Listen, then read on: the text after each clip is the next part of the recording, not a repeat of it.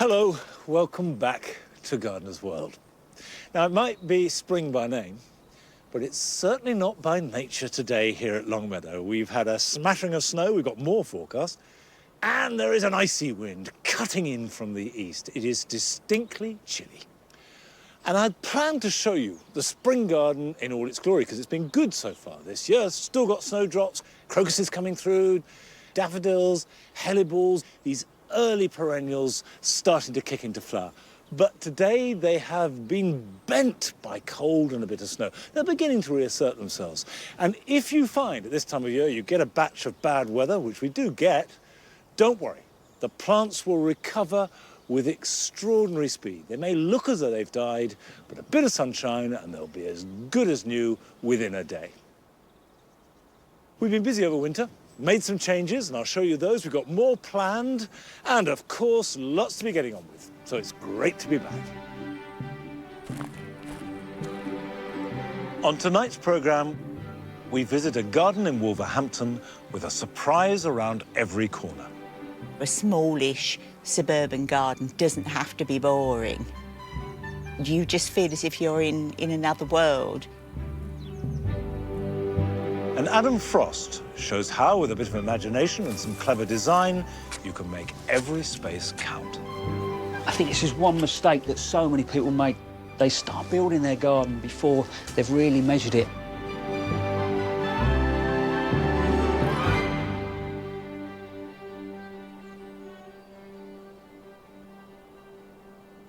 Longmeadow has had robust weather, including a very heavy fall of snow in December.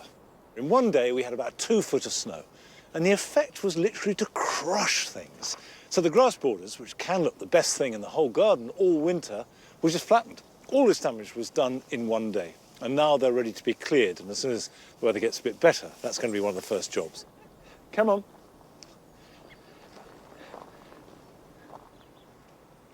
Well, the fickleness of March weather is certainly living up to its name. We've got a blizzard, we've got sunshine, who knows what we'll get next.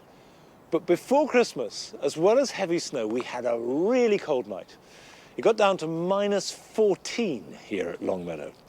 And the effects were pretty lethal to some of these herbs. The bays, for example, didn't like it at all. They're actually not dead, the top is, but at the base you can see there is green growth. But it means that these have lost their structural value. I'll dig them up, see if we can salvage them, but replace them, and probably with more of these RSUs. I put these in autumn to create a brand new avenue here in the herb garden. And I think it's looking great, and I'm really excited about it. But there's another change, which is even more dramatic.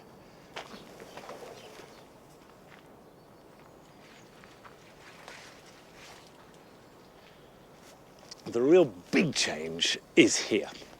Now, for nearly 20 years, we've had a greenhouse here, and it's done us proud. We've grown tomatoes every summer, salad crops in the winter, and it's worked fine. But gradually, it started falling apart, and by the end of last year, it was positively dangerous. So, that has been taken away. And this space, which is now revealed as quite a nice big area, is going to become my new paradise garden. I spent a lot of last year travelling around filming paradise gardens, and it made a big impression. What I want to make here is my own paradise garden. It will involve formal water, a building, a rill, borders, hedges, hard surfaces, and that will all unveil itself as we progress throughout the year. It is this year's big project.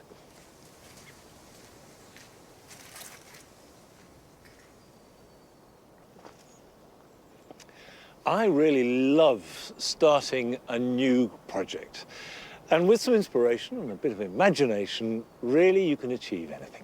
And we certainly discovered that last August when we visited a garden in Wolverhampton. Now, originally this had been an unremarkable suburban back garden.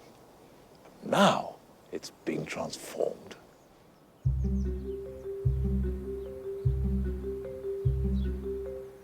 Well, we call it the Garden of Surprises because the idea is that as you go round the garden, you come round a corner and go, oh, I wasn't expecting that.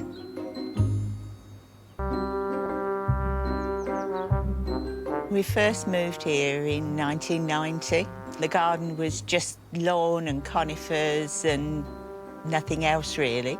We wanted it to be a garden where you couldn't see it all in one go. We wanted to divide it up, and so it gradually evolved. There wasn't, and was there? I'm the creative director, and I'm particularly interested in the different uses of plants, but also the myths that exist about the plants in the countries that they came from. My role is more mundane in that someone has to do all of the maintenance and the propagation. When we've agreed that we need a structure in the garden, I'm the one that builds it. A lot of the enclosure of the garden is actually coming from borrowed trees in neighbouring gardens, which helps give it its special atmosphere. The two issues with the trees is dryness and light for growing plants underneath them. One of the obvious things to do was to put some structures in where we couldn't grow anything. I've been to Japan a couple of times and was inspired by their gardening. I built this Japanese tea house and we've picked a range of plants and arranged them that gives a Japanese flavour to it. With the different types of bamboo we've got 3 or 4 aces here. We've brought some features such as the dragon.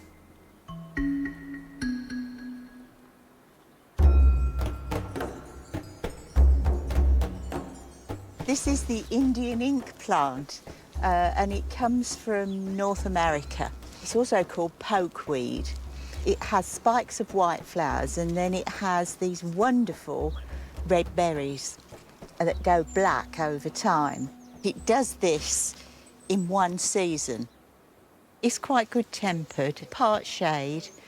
It's not especially bothered about moisture, and it was used by the Native Americans to make war paint and dyes for textiles, but it was also used by the early settlers in America to make ink. And there is a story that the American Declaration of Independence was actually written in ink made from this plant.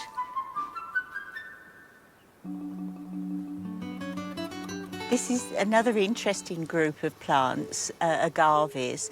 They come from Mexico and Middle America and they grow in the desert. They can make agave syrup and they can also produce sisal to make textiles with. We have all sorts of interesting comments from visitors to the garden.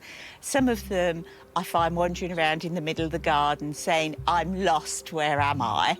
Which is really what we're trying to achieve, that people are in another world. The folly, which looks like the corner of a monastery, somebody said to me, "Oh, I didn't know there was a ruined monastery in Wolverhampton." I said, "Well, there isn't." The inspiration for the summer house came from Castle Koch, where we liked the arts and crafts effect that was created. It's been built with reclaimed stone and reclaimed doors and windows from a very old summer house that stood here, and hopefully gives a very warm feeling when you can sit here on a late afternoon with the sun and have a view of the summer house border and the mock folly at the bottom.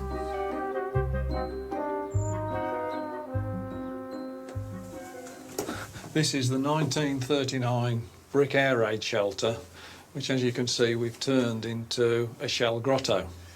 The themes are designed by Anne and represent fire, earth, air and water, and day and night. The time it took to do this was probably 7 years. It was one of those things where you start off with a good idea, and then much later you suddenly think, why on earth did we get into this? But you can't get out of it.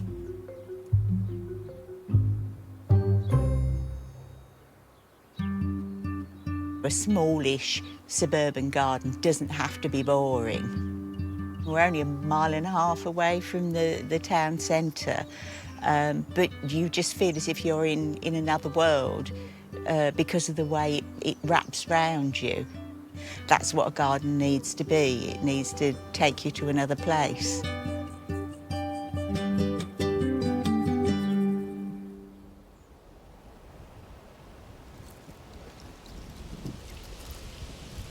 I think that does show that if you've got some imagination and a little bit of drive, you can do anything in your garden. Just go for it. Now, I'm feeding the birds. I love feeding the birds, and I love watching them. So we have them on a table here outside the kitchen window. But it is important when the weather is like this, if you can, to provide them with some food.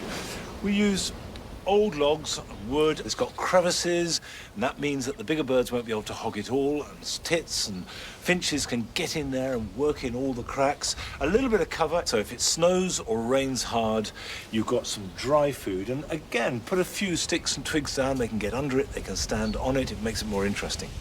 You do need to include some water. Now that obviously has frozen overnight, so you need to check that. And a shallow dish, not a deep one, so that they can get in small birds and can drink.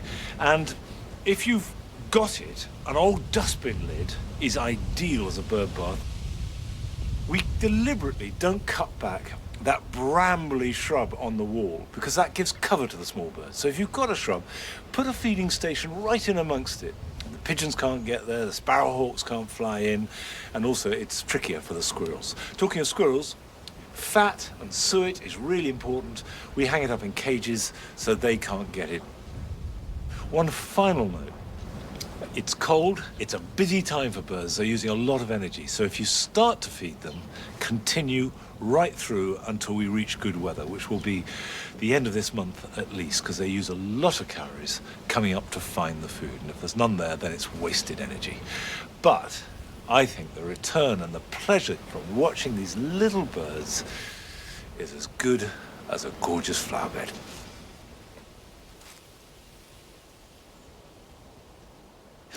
In you come. Come in the warm. Come on, in you come. Ooh, it's nice to get in out of the cold. Now, one of the things that has really horrified me looking at the garden over this winter is the amount of plastic that we're using here. We have plastic pots, we have plastic seed tray. Almost everything I buy is wrapped in plastic. And I think that that's not acceptable anymore. So personally, I want to do something about it. So I'm taking stock of the plastic I'm using in the garden with the idea of cutting down. Now, I do stress I've got no answers. I'm not sure how to do this. I'm going to try lots of different things and share them with you. And if they work, great. And if they don't work, I'll be honest about it and we'll have to try something else. Now, the first thing is to take the plastic you've got and do an audit of it. So, for example, these plugs, which are very useful and we use all the time, are very flimsy. And that means that we use them a few times and then they rip and they tear and we chuck them away. But what I'm going to do is use them till they drop and then replace them either with a non-plastic type of plug or something much more robust. Well, I think that's the sort of thing. Whereas this seed tray is really robust. I don't know when I bought this, probably 4 or 5 years ago. It's probably good for another 3 or 4 years. So if you're buying plastic, buy good, solid stuff, because the best way to recycle is to reuse. So use it and use it and use it again. That's number one. Number two is to look for alternatives. Now, I've got various pots here. You've got pots that are made out of coir. This is the outside of coconut. You can get pots made out of miscanthus. Miscanthus is a grass. They claim to biodegrade and go on the compost heap. You can get kits to make pots out of newspaper. You can use toilet rolls. There are all kinds of different ways. But today I'm going to start doing the most obvious alternative to plastic, which is to use terracotta. There's no reason why you can't sow in terracotta pots. And if you look after them, you can use them and reuse them.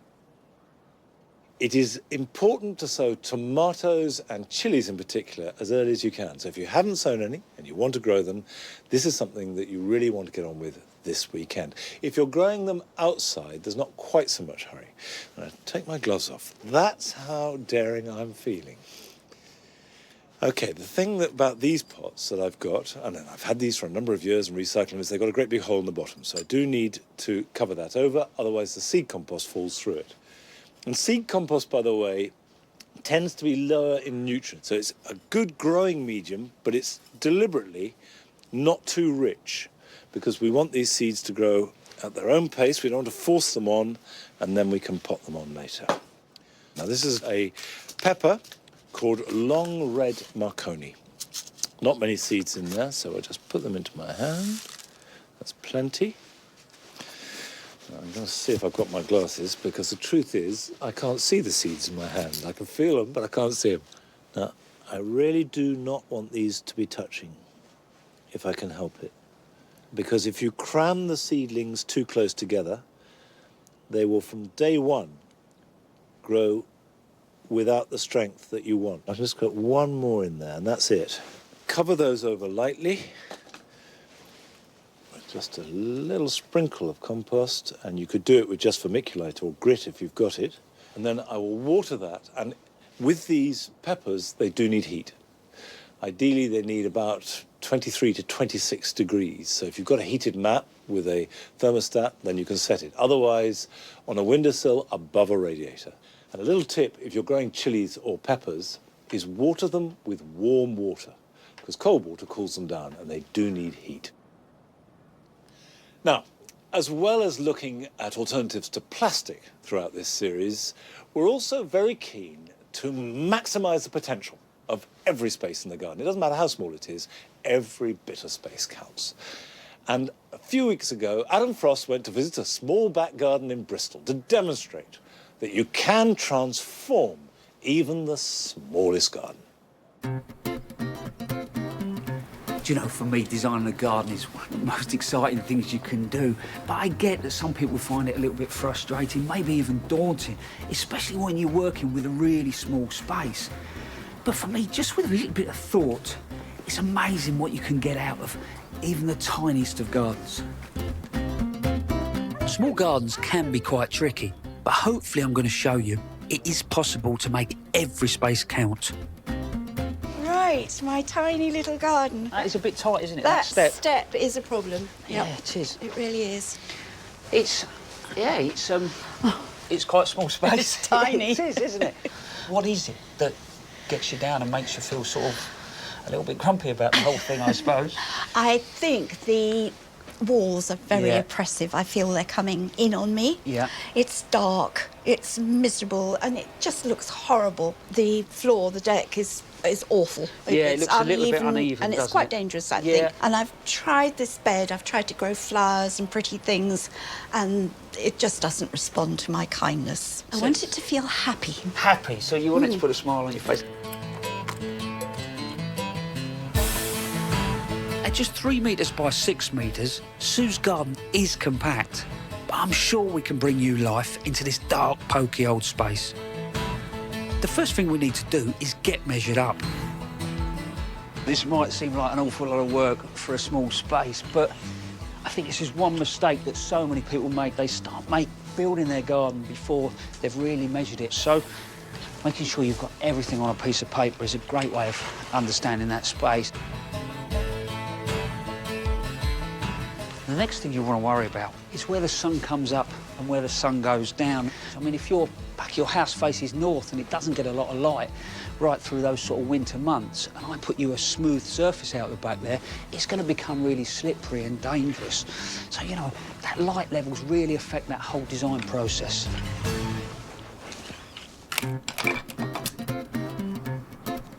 I really love the curved wall, and I'm going to use that shape on the ground to create an upper level, so the step outside the back door feels more comfortable. It will also help bring the wall down into the garden. This will then give me a lower, usable level where I can put some seating. I'm taking out half the raised bed to give more functional space. I'm using 3 main materials. Brick to link the surface area to the walls, light textured paving on the upper level, not only to make the area feel brighter, but also to make it safer to move around. Lastly, on the lower level, I'm going to use gravel, which will not only provide textural interest, but also help the area drain. As soon as the landscapers are finished, we can get on with the planting. Look, I brought you some goodies. Wow, they look fantastic. A garden for me is never, ever really a garden until we get those plants in. Well, they're beautiful. Yeah. You going to help me? Yes, please. Let's get stuck in. The first thing I want to do is add some interest to the wall. with this beautiful climber that works really well in shady conditions. So we start with hydrangea. This year, leaf up well.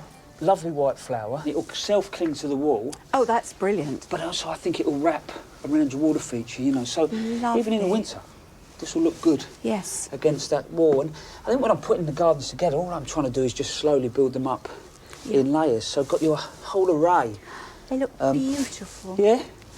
We've worked a lot of compost and organic matter into soil, so it's good, moist, but shady, semi-shady conditions. The ferns are going to be brilliant. Good. And that gives you that lovely sort of texture. Wonderful colour too, isn't it? It's beautiful, isn't it? And here we go, look. I know you like your pink. I do. All right. You look at your hellebore there, putting this sort of euphorbia across, look. You look. That pink tinge. Isn't that brilliant? It matches perfectly. So it's those little bits of detail. So as that sits in, and they'll just have a little bit of relationship, which just that little tonage picks up really nicely. Look gorgeous. So everything you've got in here will grow in that sort of shady or semi-shady conditions. Right. Come up every year. So they don't need replanting? No, that's it. Wonderful. So all I do want you to do is every year maybe put a little bit of compost back on top, some sort of food just to keep things going. And this plant here doesn't look much at the moment, but this Astrantia, beautiful white flowers, look like paper. Wonderful. You know, so stunning. Looking forward to seeing that one. Yeah, that's lovely. And it'll keep flowering and flowering. So really, all we have to do now, just get them in. When you're choosing plants for a small space, don't just think flower. Think about leaf shape, habit, and texture. You could even go big and bold if you want to. But don't use plants that are too heavy, as they'll block out light. Go for light and airy plants. If your space is dark, choosing flowers and foliage that are light in colour will really help lift your garden. Just make sure whatever you decide to grow will be happy in the conditions you have. Once all the plants are in, it's just the finishing touches. Last one on there. That's amazing. There you go. Thank you. It looks beautiful. It's my happy garden. It is, and I love it. Today you smiled so much. But take yourself back. You were scared to come out because you were worried about slipping over. It was dark, it was dingy. But I think it proves, doesn't it, that even if you've got the tiniest of space, just with a little bit of thought, you can create a really lovely little garden. Absolutely amazing. You've done a wonderful job. Thank you. I hope you enjoy it. I will. Good.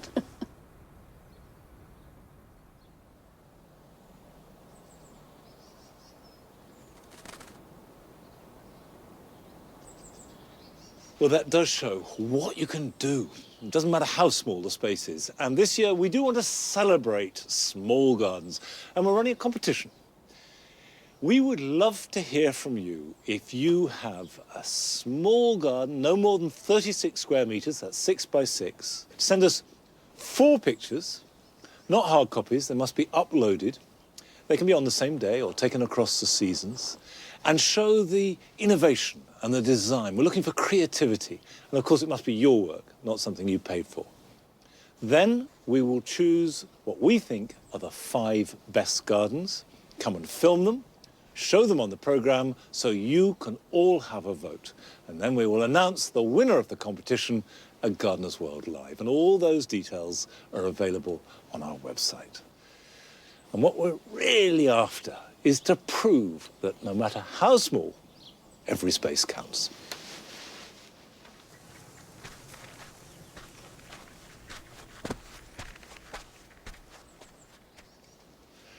Well, although this weather does limit what you do in the garden, there's no point in trying to plant or do anything like that, there's no reason why you can't prune. And pruning in cold, frosty weather will do no harm to the plants at all. So you can do apples, you can do clematis, you can do buddleia, and you can do roses. And now is a good time. Any time in March is a great time to prune roses. Now, with shrub roses, what you're looking for is to create a good shape.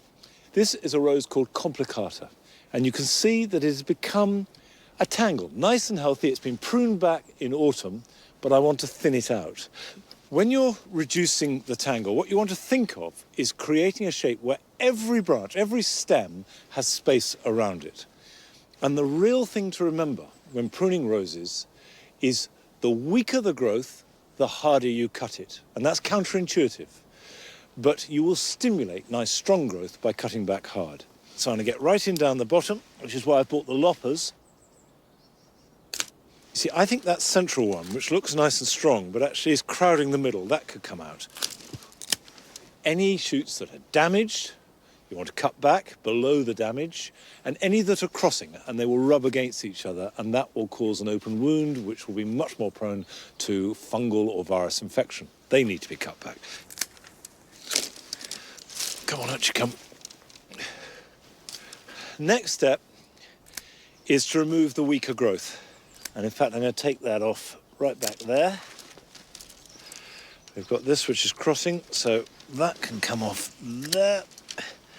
But this is not a fine art, and I don't ever spend more than about 10 minutes on any one plant.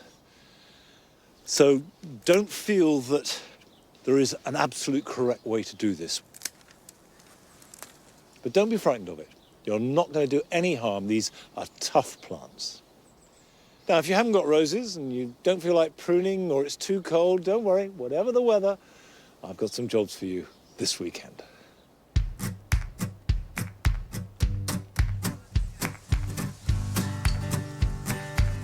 If you grow rhubarb, it's a good idea to force some, and the time to do this is now, before you've seen anything other than the first sign of a bud.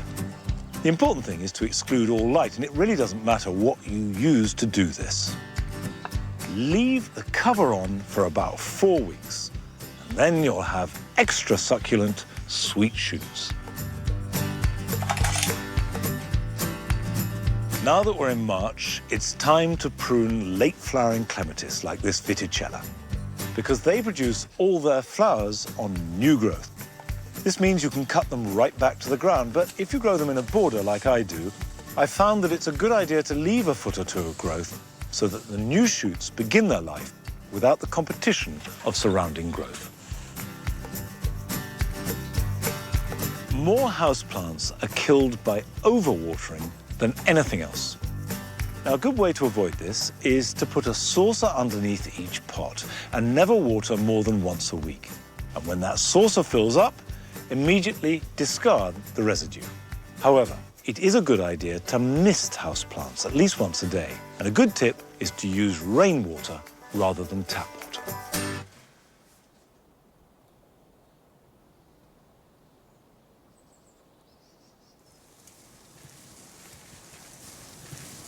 Well, it's certainly been a chilly start to our gardening year. But come snow, wind, rain or shine, we'll be back here at Longmeadow next week. So till then, bye-bye.